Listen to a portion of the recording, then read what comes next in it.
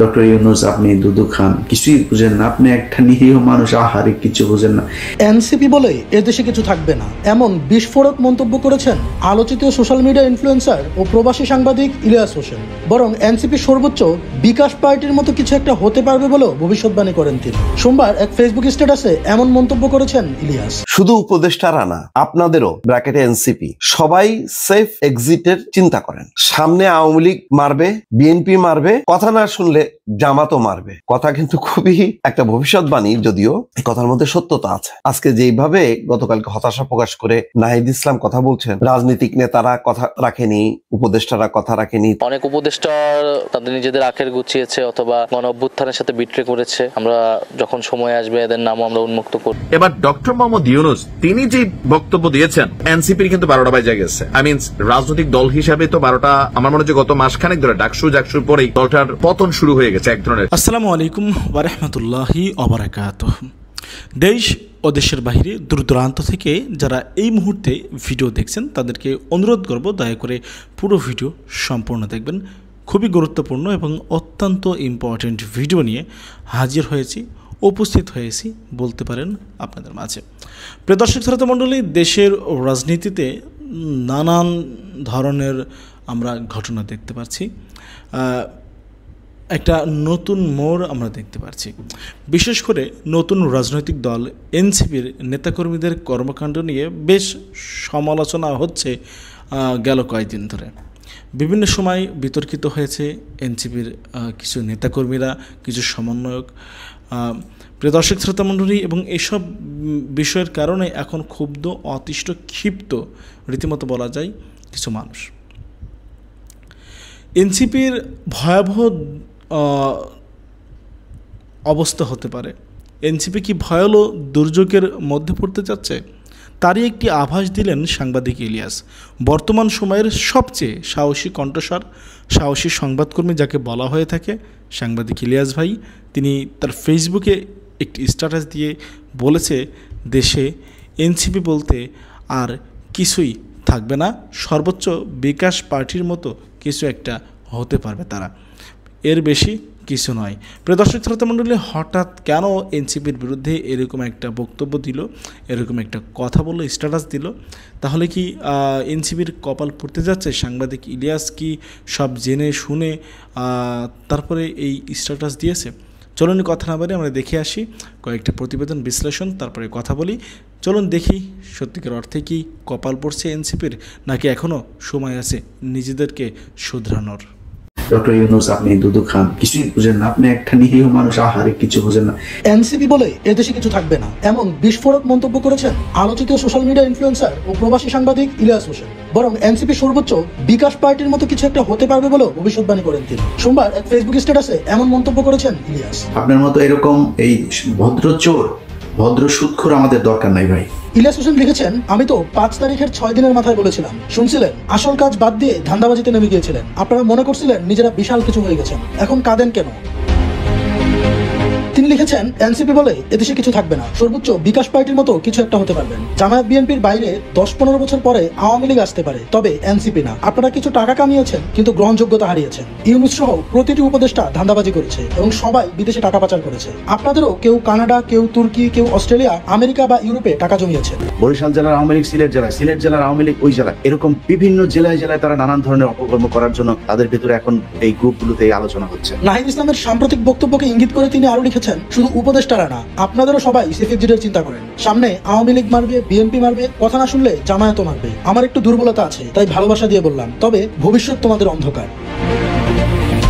সবশেষে আলোচিত এই সাংবাদিক লিখেছেন, যাদেরকে আদর করে উপদেষ্টা বানিয়েছো তারাই এখন বেগুন, আলু, মূলা ধরিয়ে দিয়েছে, অথচ তাদের পক্ষ হয়ে আমার বিরুদ্ধে দাঁড়িয়েছিলেন, মনে আছে? এখন নাকে তেল দিয়ে ঘুমান। সামনে নির্বাচন হবে জামায়াত আর বিএনপির মধ্যে। শুধু উপদেষ্টারা না, আপনাদেরও ব্র্যাকেটে এনসিপি সবাই সেফ এক্সিটের চিন্তা করেন। সামনে আওয়ামী লীগ মারবে, বিএনপি মারবে, কথা না শুনলে জামাতও মারবে। কথা কিন্তু খুবই একটা ভবিষ্যৎবাণী, যদিও এই কথার মধ্যে সত্যতা আছে।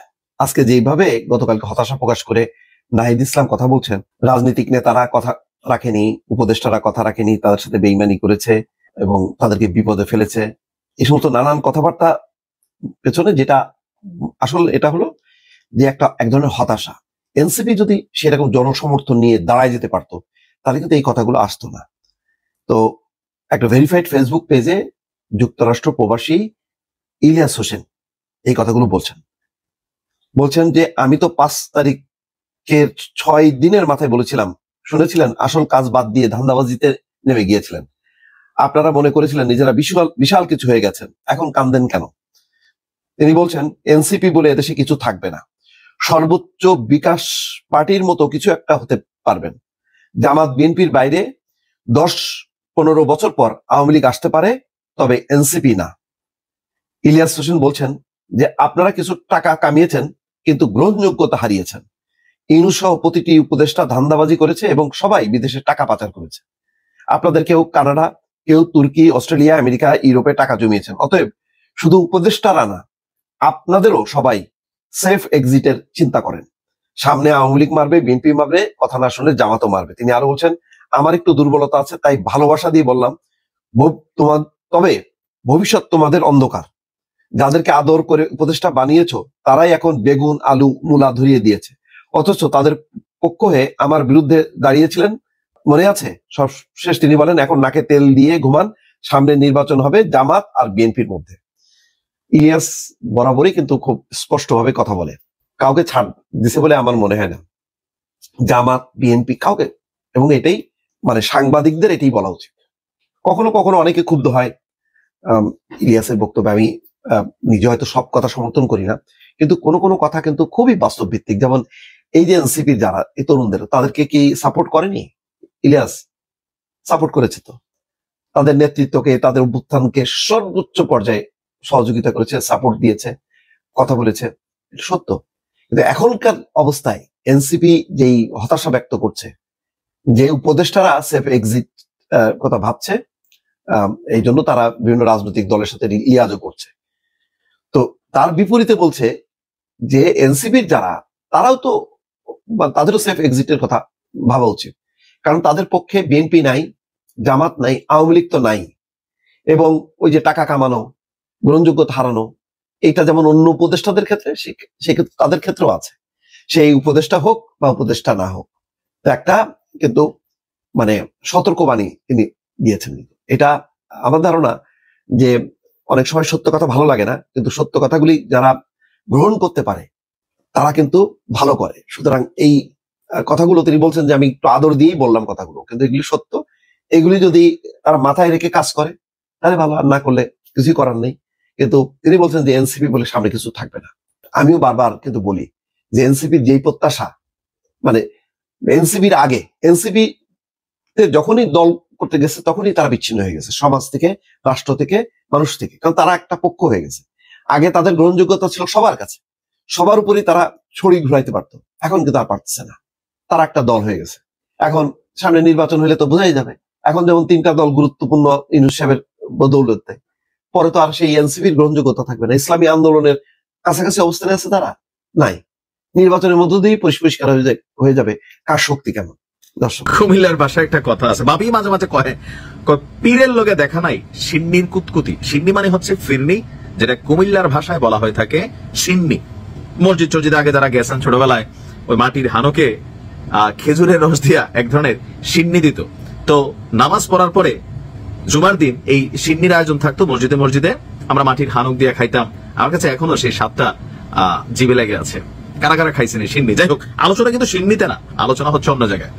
কথা বলছি যে এনসিপি এখন পর্যন্ত তাদের প্রতীক নিয়ে লড়াই করতেছে। নির্বাচন কমিশন বাপের বেটা সাদ্দাম একদম এক পৈখা বয়ে রয়েছে যে না, দিতামই না, প্রয়োজনে থালাবাটি নিবা, বেগুন নিবা, মূলা নিবা, কিন্তু শাপলা দেব না বাবা।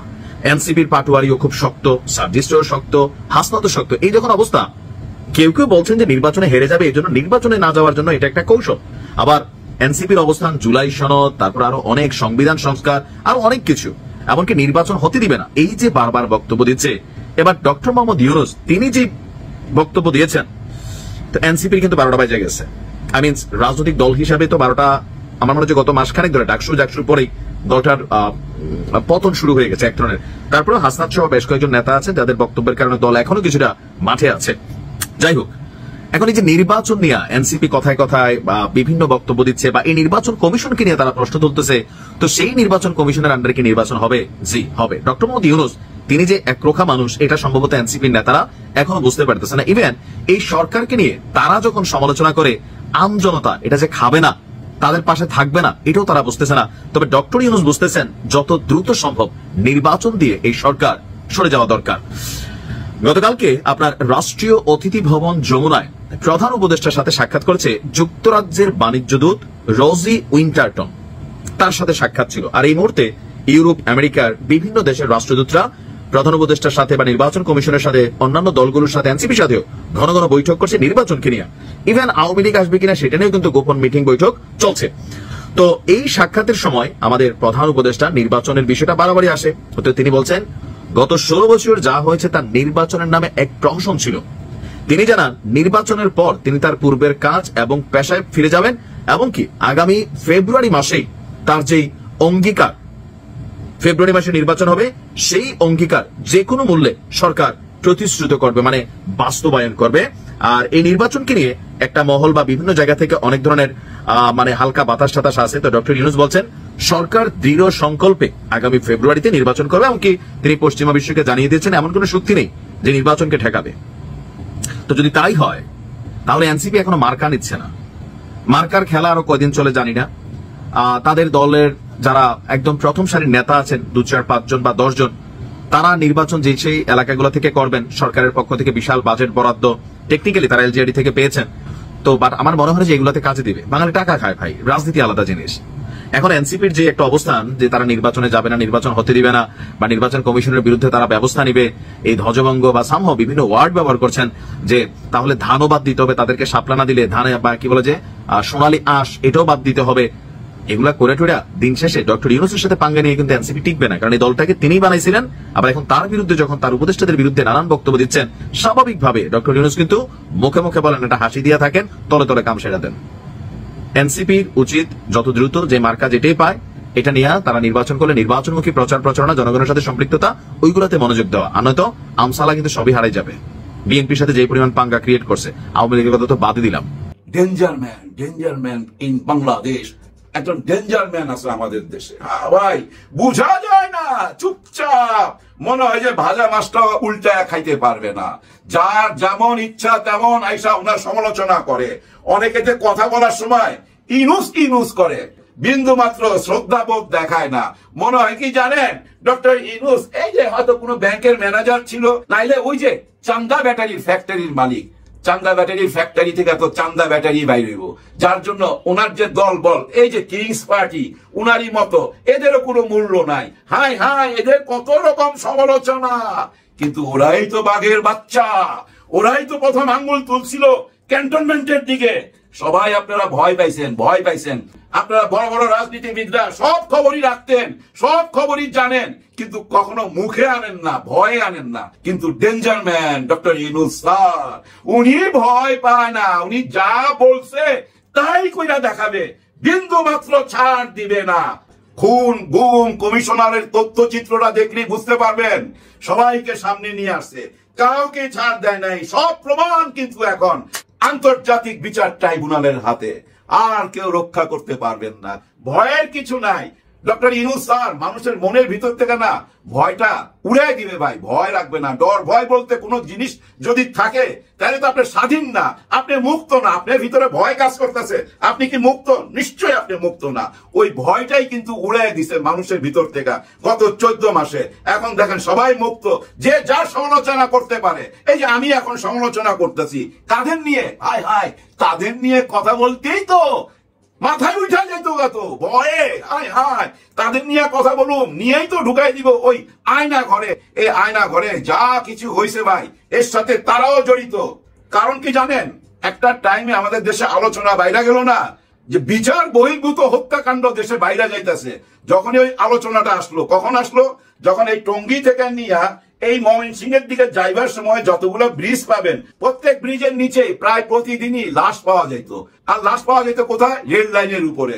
যখন এই নিউজগুলা মানুষের কানে কানে ছড়ায় গেল, তখনই তারা হাত মিলাই নিল যে আমরা এখান থেকে তোমাদের কাছে দেবো, তোমরা এখানে গুম খুন কইরা ফেলায়, কোনো প্রবলেম নাই। এভাবেও সীমান্ত পার হইয়া ওইখানে নিয়ে গেছে।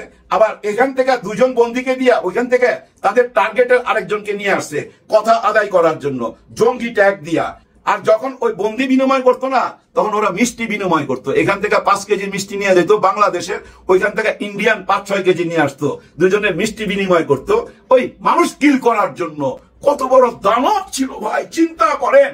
সবাই মুখোশ চাইনা ছিঁড়া খুইলা ফেলাইছে। তো এখন কি করবেন? এখন আর কিচ্ছু করার নাই, কারণ গ্রেফতারি পরোয়ানা জারি হয়ে গেছে, আর কেউ ঠেকায় রাখতে পারবেন না।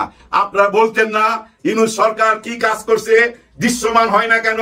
এখন কি দৃশ্যমান হইতেছে? আরো দৃশ্যমান হবে। এই অক্টোবর মাসেই অনেক কিছু দৃশ্যমান হবে, আবার নভেম্বরের মধ্যে অনেক কিছু রায়ও পাওয়া যেতে পারেন। আপনারা দেখেন না, ভারতে শেখ হাসিনার মুখে টেপ লাগাই দিছে। টেপ লাগাইতে তো পারছে ভাই doctor Yunus sir. Doctor Yunus sir normal লোক না ভাই, সাধারণ লোক না। মাথায় রাখবেন, দুনিয়ার মাঠের খেলোয়াড়, পৃথিবীর এত গুণী গুণী লোক কেন উনার সঙ্গে হাসি মুখে ছবি তুলতে চায়? উনাকে দেখলেই কেন বুকে জড়ায় ধরে? উনার সম্বন্ধে না জানলে না বুঝলে কি এভাবে বুকে জড়ায় ধরে? কারা বুকে জড়ায় ধরে? পৃথিবীর সমস্ত বড় বড় দেশের প্রেসিডেন্টরা বুকে জড়ায় ধরে। তার মানে এই মানুষটার ভিতরে কিছু না কিছু তো আছেই, কিন্তু আমরা সেই মূল্য দেই নাই। মূল্য দিতে বাধ্য হবেন। উনার খেলা বুঝতে না আপনাদের সময় লাগবে। আপনারা গত 14 মাসের মধ্যে মনে হয় 1 বছরই আপনারা খালি কিংস পার্টি চিল্লাইছেন।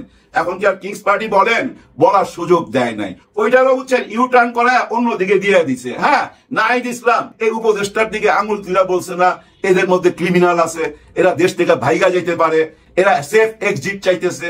এটা কেন বলছে, কখন বলছে? আপনারা কি মনে করেন এই নাহিদ ইসলাম তার মনের মধ্যে ইচ্ছা হইলো আর অভিযোগ করে দিল? নো, না, এমন কিছু না। মুরব্বী ইশারা দিছে, তারপরে মুখ খুলছে। মুরব্বী বলছে হ্যাঁ প্রকাশ কইরা দাও। কাদের কথা প্রকাশ করতে বলছে আপনারা বুঝা নেন। যারা গত 14টা মাস দেশটাকে অস্থির করে রাখছে, এই উপদেষ্টার ভিতরে আছে। এই উপদেষ্টাতে কারা আছে ভাই? শুধু কি এনসিপির? বড় দলের কেউ নাই, জামাতের কেউ নাই, কিন্তু কারা এই ষড়যন্ত্রের সাথে জড়িত? কারা জুলাই গণ অভ্যুত্থানকে সফল হইতে দিতে চাচ্ছে না? কারা দেশটাকে অস্থির করে রাখছে? অপারেশন ডেভিল হান্ট নামলেন আপনারা শয়তান ধরার জন্য, শয়তান ধরতে পারলেন না, বরঞ্চ শয়তান আরো বাইরে গেল। কোন রকমই অ্যাকশনে যাচ্ছিল না কেউ। দেখেন ওই যে 111 এর কথা মনে আছে? ওই টাইমে আর্মি দেখলে বুঝছেন মানুষ কাপড়ে পেশাব করে দিত, যারে ধরতো ওর জীবন বরবাদ করে দিত। বাংলাদেশে কোনো ক্রিমিনাল ছিল না, এবং কে ধনী কে গরিব, কে প্রধানমন্ত্রী না, কাউকে মানে নাই, সবাই কিন্তু ঢুকাই দিছিল। মনে আছে আপনাদের? আর্মি এমন ক্ষমতা, কিন্তু সেই ক্ষমতা কি আমরা দেখছি? অন্যায়ের বিরুদ্ধে কত রকম অন্যায় চলতেছিল দেশে, কিন্তু কোনো কিছুতেই সফল হচ্ছিল না। বারবার সবাই ডক্টর ইউনূস স্যারের দিকে আঙুল তুলতেছিল, মনে করতেছিল যে উনি কোনো কামেরই না। উনি কি কামের আর কি কামের না এখন তো টের পাইছেন, বাকিটা সামনে টের পাইবেন। আপনারা নিজেরাই একদিন বলবেন ডক্টর ইউনূস স্যার সঠিক ছিল, আপনারা বলতে বাধ্য হবেন। আর ডক্টর ইউনূস স্যারও বুঝা ফেলাইছে আপনারা ওই বক শিকারীর মতো। হ্যাঁ, আরেকটু কাছে নিতে লাস্টে কি পাইন্টটা যে মারবেন এই অঙ্কটা উনার মধ্যে আছে। ওই সুযোগটা আপনাদেরকে দিবে না ভাই, দিবে না। উনি যে সন্তানদেরকে বুকে টাইনা নিছে তাদের নিরাপত্তা না দিয়া এই দেশ থেকে যাবে না, লেখা রাখেন। এটার আলাদা একটা আলাপ আছে, টোটালি কাট করেন, বন্ধই করেন টোটাল।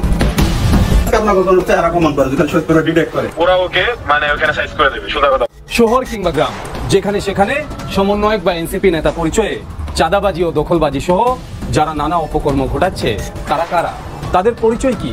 সত্যি কি জুলাই বিপ্লবের আদর্শটিকে তারা বুকে ধারণ করেন, নাকি ছাত্র সমন্বয়কের বেশে দেশের সম্ভাবনাময় এই নতুন রাজনৈতিক দলকে বিতর্কিত করছে অনুপ্রবেশকারীরা? দ্য ইনভেস্টিগেশনের আজকের অনুষ্ঠানে মুখোশ উন্মোচন হতে যাচ্ছে তাদের।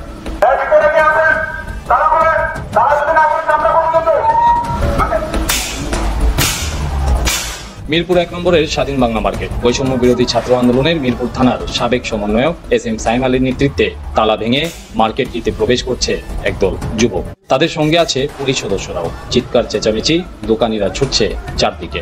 মার্কেট কর্তৃপক্ষ, ম্যানেজার ও সিকিউরিটি গার্ড তারা সবাই ভয় পেয়ে আত্মগোপনে চলে যায় অফিস কক্ষে। মার্কেটটি দখলের উদ্দেশ্যেই এমন মবের মতো পরিবেশের সৃষ্টি করা হয়েছিল বলে অভিযোগ মার্কেট কর্তৃপক্ষের। ঘটনাটি ঘটে গেল 28 আগস্ট বিকেলে। রাত পর্যন্ত চলা এই তাণ্ডবে মার্কেটের সিকিউরিটি গার্ড ও ম্যানেজার সহ বেশ কয়েকজনকে মারধর করা হয়। ম্যানেজারের মুখেই শোনা যাক সেই রাতের ভয়াবহ ঘটনা। মিছিল দিতে তো দিচ্ছে, সে ভিডিও তো আমাদের কাছে আছে। আমরা তালা ভাঙার পরে 25 সাহেব নিচে দাঁড়াইছে, আমরা তখন ওই পাশে দোতলায় বসে বসে দেখি সে প্রশাসনের সামনে 25 সাহেব বলে কি, ভাই আমি কারো ভাঙতে বলবো না, আমি কারো আমার আপনারা ভেঙে দিয়ে যান, তাও 25 সাহেব নেবে না। কি দিয়ে দিয়েছিল না? পরবর্তীতে গেল 10 সেপ্টেম্বর মিরপুর মডেল থানায় এই ঘটনায় মামলা দায়ের করেন ভুক্তভোগী শামসাদ আরা সাথী। মামলা হলেও পুলিশের বিরুদ্ধে অবহেলার অভিযোগ তুলেছেন তিনি। তার অভিযোগ মামলার আসামিদের কাউকেই গ্রেপ্তার করা হয়নি, উল্টো এই মামলার প্রধান আসামি সাইমকে নিয়ে থানার ভেতরেই নিয়মিত আড্ডা দিতেন থানার ওসি। মার্কেট দখলটাই ছিল মূল উদ্দেশ্য। জোরপূর্বক দখল করতে এসেছে, কি একদম ভাঙচুর করে আমার অফিসে কিভাবে ঢুকেছে, দরজা ভেঙে ফেলেছে, সবকিছুই দৃশ্যমান। ওখানে ছাত্র সমন্বয়কদের সাইম নামের একটা ছেলে ছিল, তাদের বিরুদ্ধে আমরা মামলা দিচ্ছি। তারা একদম ভিডিও ফুটেজের সামনে ফ্রন্ট লাইনে এসে আমাদের উপর হামলা করলো। সেটা দেখা সত্ত্বেও, সেটা জানা সত্ত্বেও ওসি সাহেব তাদের অ্যারেস্ট করতেছে না, তারা থানায় ঘোরাঘুরি করছে। ওসি সাহেবের আশেপাশেই তাদের অবস্থান, কোনো ব্যবস্থায় তাদের বিরুদ্ধে নিচ্ছে না। বরং আমরা যখন এগুলো খবর নিতে যাচ্ছি, ইভেন যে মামলার যে ডিলে হলো, এই সময়গুলোতে যখন আমরা আসা যাওয়া করছি যে থানায়, যে মামলাটা কেন নিচ্ছে না, ওই সময় গিয়ে দেখতেছি যে তাদের অবস্থান ওখানে ওসি সাহেবের সাথে বসে এক টেবিলে বসে চা খাচ্ছে। এই মামলার আরেক আসামি আব্দুল আল মারুফ পাটওয়ারি কয়েকদিনের চেষ্টায় তার মুখোমুখি টিম ইনভেস্টিগেশন। প্রথমে জানান মার্কেট দখল বা চাঁদাবাজির বিষয়ে কিছুই জানেন না তিনি, তবে ভিডিও প্রমাণ দেখানো হলে মুখ খুলতে বাধ্য হন তিনি। জানান শহীদ পরিবারকে দোকান দেওয়ার প্রতিশ্রুতি দিয়েছিলেন সাইম আলী। এই প্রলোভনে পড়েই সেদিন মার্কেটে গিয়েছিলেন তারা। এই যে ঘটনায় আপনি মামলায় জড়িয়ে গেলেন, এই বিষয়ের ভেতরের ঘটনাগুলো আপনি জানেন কিনা? ভিডিও তো দেখেছেন। আসলে মানে আমাদেরকে ফেস করে বিতর্কিত যেগুলো চলছে সেটা তো আমরা হতো বা শহীদ পরিবারের তো আমাদের দান অনুদান তো আমাদেরকে অনেকে দিছে। এখন আপনি আমাদেরকে যদি বলেন যে তোমাকে কোনো দিতে একটা দান দেওয়া হবে, তা আমরা তো এমন তো অসচ্ছল একটা ফ্যামিলির আমাদের অবস্থা যাচ্ছে আর কি, তা আমরা তো অবশ্যই এখানে যাবো। জুলাই বিপ্লবে পুলিশের গুলিতে নিহত হয়েছিলেন আব্দুল্লাহ পাটওয়ারির ভাই আনওয়ারুল পাটওয়ারি। এই ঘটনায় মিরপুর মডেল থানায় একটি হত্যা মামলা দায়ের করেছিল শহীদ পরিবার। অভিযোগ রয়েছে সেই মামলার ভয় দেখিয়ে 12 জন পুলিশ কর্মকর্তার কাছ থেকে মোটা অঙ্কের টাকা আদায় করেছিলেন সাইম। এই বিষয়ে সেই 12 জনের 4 পুলিশ কর্মকর্তার সঙ্গে কথা হয় দ্য ইনভেস্টিগেশনের। এদের মধ্যে 3 জন সাইম মামলায় ফাঁসিয়ে দেওয়ার ভয় দেখিয়েছিলেন। এই বিষয়টি স্বীকার করলেও টাকা দেওয়ার বিষয়টি এড়িয়ে যান। ও আমার হ্যারাস করতে চাইছিল, আমার না, আমার অনেক খারাপ সেক্টরে হ্যারাস করতে চাইছিল। বলে আপনাদের নামে মামলা হবে, এই হবে, ওই হবে, আপনারা এই করতে ওই করতে, এরকম বিভিন্ন ধরনের ভয় ভীতি দেখাইছে। আপনি কত টাকা দিয়েছিলেন সাইমকে লাস্টে? ভাই আমি যে মাথায় কি আছে ভিডিও কল দেন, সাইমের সাথে এই বিষয়ে তেমন কথা হয় নাই, ও ফোন দিছিল আমি ধরিও নাই। আমি কি আগে মাথায় প্রস্তাব করে নাই, আমি মনে করি আমাকে সাপ্তাহের মাধ্যমে শুনতাম, বুঝছেন? আচ্ছা আচ্ছা, এরকম যে কিন্তু ওইরকম বলে টাকা পয়সা কোনো বিষয় এরকম না, যেরকম নাম পরিচয় গোপন রাখার সত্ত্বে এই বিষয়ে মুখ খুলতে রাজি হন এক পুলিশ সদস্য। তিনি জানান আগের মামলাটিকে ব্যবহার করে নতুন একটি মামলার খসড়া তৈরি করেছিলেন সাইম। সেই মামলায় 12 জন পুলিশ কর্মকর্তাকে আসামির তালিকায় রাখা হয়, আর সেই তালিকা দেখেই পুলিশের কাছ থেকে আদায় করা হয় বিপুল টাকা। এই অর্থ থেকে 15 লাখ টাকা ভাগ পেয়েছিলেন শহীদ আনোয়ারুলের পিতা আলামিন পাটওয়ারি ও তার ভাই।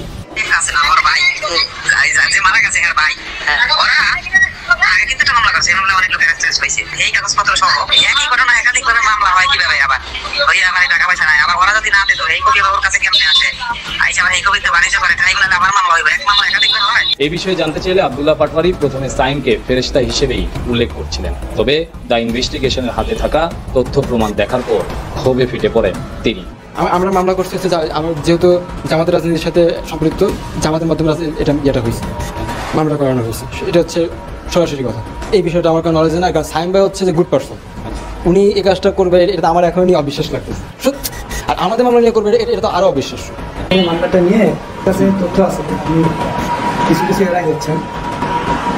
আমাদের মূল এই যে হয়তো আপনাদের কথা মিস্টেক হচ্ছে। সাইনের বিষয়, সাইনের চ্যাট দেখলাম বা জানলেন তো অনেক কিছু। জি, তাহলে কি বলবেন? আসলে প্রথমে হচ্ছে আমি হতবাক বিষয়টা নিয়ে, কারণ হচ্ছে আজকে যাদের বিনিময়ে দেশটা দ্বিতীয়বার আমরা স্বাধীনতা অর্জন করতে পারছি, কথা আমরা অধিকার পাইছি, সব কিছু অধিকার আমরা পাইছি, তাদেরকে ইউজ করে আজকে কিছু অসদ্য মহল তার কাজ করে যাচ্ছে।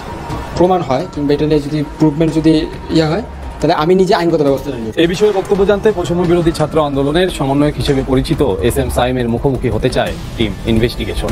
যোগাযোগ করা হলে মিরপুরের শেরেবাংলা স্টেডিয়ামের সামনে আসতে বলেন তিনি।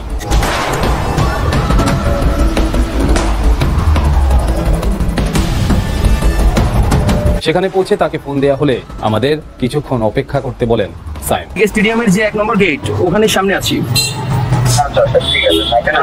ঠিক আছে। কিছুক্ষণের মধ্যেই স্টেডিয়ামের সামনে হাজির হলেন সাইম। ঘটনার বিষয়ে জানতে চাইলে তার মুখে উঠে আসে শহীদ পরিবারদের জন্য মার্কেটটিতে দোকান বরাদ্দ দেওয়ার বিষয়টি। শহীদ পরিবারকে যে দোকান বরাদ্দ দেওয়ার কথা, এটা কিভাবে? এটা ছিল 4 আগস্টের ঘোষণা। ওই থেকে স্বাধীন মনস্কার আমরা সবাই খুশি, মহা খুশি। 19 তারিখ কথা হলো যে হচ্ছে সাংবাদিকরাও জিজ্ঞেস করলো, সবাই জিজ্ঞেস করলো ভাই তাহলে দোকান কবে বুঝাই দেবেন, আমাদের পক্ষকে জিজ্ঞেস করলো। তারা বললো যে আমরা 25 তারিখে বুঝাই দেবো, এরকম হুমকি দিচ্ছি। আস্তে আস্তে সবাই মোটামুটি হুমকি পেল। তো আমাদের জানালো যে ভাই এরকম ঘটনা, এই মার্কেটে যাইতে নিষেধ করে, গেলে হাত ভেঙে ফেলবে, 3 তলায় না জুলাই পিঠে মারবে। লিটু বাহিনীর লোক বলে পরিচয় দিচ্ছে। এ সময় মামলার বাদী ও সাথীর করা সকল অভিযোগ অস্বীকার করে তিনি উল্টো তাকেই আওয়ামী লীগের দোষর হিসেবে উল্লেখ করেন। ওই মামলার প্রধান আসামি ফখরুল নামে একজন মানুষকে করা হয়। উনি হচ্ছে ফখরুল ইসলাম ফরাদ, যিনি মামলার বাদী। তিনি বলছেন যে তিনি আওয়ামী লীগ নেতা। তার বিরুদ্ধে এরকম কোনো এলিগেশন বা কোনো কিছু পাওয়া যায়নি বা আমরা জানি। এই সাথে এমপি যে তুহিন ছিল, মহিলা এমপি, সেই তুহিনের সব থেকে খাস লোক এবং মানে বলা যেতে পারে যে পিএস টাইপের লোক ছিল এই সাথী আপনার নিখিলের, এবং এই আন্দোলনে মানে ছাত্রদের বিপক্ষে অর্থদাতা হিসেবে, অর্থ যোগানদাতা হিসেবে একজন ছিল, এবং পিস্তল সরবরাহকারী হিসেবে সে কাজ করছে। এছাড়া পুলিশের কাছ থেকে মোটা অঙ্কের অর্থ আদায়ের অভিযোগটিও ভিত্তিহীন বলে দাবি করেন সাইম। ওই পরিবারটিকে আপনি শুরু থেকেই ছিলেন? টোটাল পরিবার। যেহেতু এটা নিয়ে মামলা হয়েছে, তাহলে এটার মধ্যেই আমরা থাকি। যে 12 জন পুলিশ কর্মকর্তার তালিকা আমাদের কাছে এসেছে, পুলিশ কর্মকর্তারাই দিয়েছে। এদের মধ্যে বেশিরভাগ পুলিশ কর্মকর্তার বাড়ি হচ্ছে গোপালগঞ্জ। কে কত রাউন্ড গুলি চালিয়েছেন ওই হিসাব সহ রিপোর্টে তুলে ধরা হয়েছে। তাদেরকে এই মামলা থেকে বাদ দেওয়া হয়েছে, তাদের নাম কিন্তু মামলায় নাই। এটা কেন? জানেন কারা? ওকে, আপনাকে প্রথমে জানতে হবে, আপনি প্রথমে যে বিষয়টা বলছেন আমাকে যে আব্দুল আল মারুফ পাটারের আরেকটা মামলা হতে যাচ্ছে, মামলাটা কোথায় হতে যাচ্ছে? কোর্টে। কোর্টে মামলা কি হয়েছে? আচ্ছা, মামলা কি হয়েছে? কেন হয় না? কারণ যদি মামলা নাই হয় তাহলে এই বিষয়টা কিভাবে আসলো? তাহলে তো মামলা নেওয়ার কোনো সুযোগই নেই পুলিশের বিরুদ্ধে, তাহলে পুলিশ কিভাবে নেবে? অনেক মামলা হয়েছে। আমার জানা মতে মনে হয় না যে টোটাল মিরপুরে এরকম কোনো মামলা হয়েছে। হয়তো কিছু মামলা ট্রাইব্যুনালের সুযোগ আছে, ট্রাইব্যুনাল করলে সুযোগ থাকতে পারে। পরবর্তীতে ট্রাইব্যুনালে গিয়েছে। তার বক্তব্য নিতে নিতেই ঘটনাস্থলে হাজির আরেক শহীদ পরিবারের সদস্য। তার মুখে উঠে আসে মার্কেটটিতে শহীদ পরিবারদের জন্য দোকান বরাদ্দের বিষয়টি। তার দাবি দোকানটি পাওয়ার জন্যই সেদিন সাইমকে নিয়ে ওই মার্কেটের সামনে গিয়েছিলেন তারা। বাংলা স্কুলে পয়সা ঘোষণা করছে যে শহীদ পরিবারের মধ্যে 5টি দোকান হস্তান্তর করবে। 4-5 জন লোক আসলো, এসে বললো যে ওইখানে তোমরা যে দোকান দিচ্ছ ওই দোকান ওনাদের দোকান না, ওই দোকানের আশেপাশে তোমরা যদি যাও তাহলে কিন্তু একদম জানে মারি হলাম, তোমার ছেলে যে পথে গেছে তোমাকে ওই পথেই চলে যেতে হবে। আর এটা লিটু বাড়ি নির্দেশ, এই কথাই বলছে। ওই দিনের যে ঘটনা, যেহেতু আপনারা ওখানে গেছেন, হ্যাঁ, আমরা তো আমাদের পক্ষ বিপক্ষ তো বুঝি না।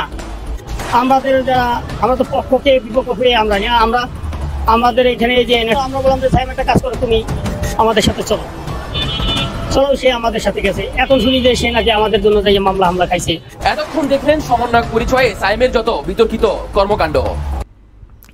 সম্মানিত বন্ধুগণ, দর্শক শ্রোতা মণ্ডলী, আপনারা দেখতে পারলেন। ব্যক্তিগত মতামত অবশ্যই কমেন্ট করবেন, আপনারা জানাবেন আপনাদের মতামত। সাংবাদিক ইলিয়াস এনসিপিকে নিয়ে যে মন্তব্য করেছে, যে বক্তব্য রেখেছে, সেটি নিয়ে আপনাদের প্রতিক্রিয়াটা কি?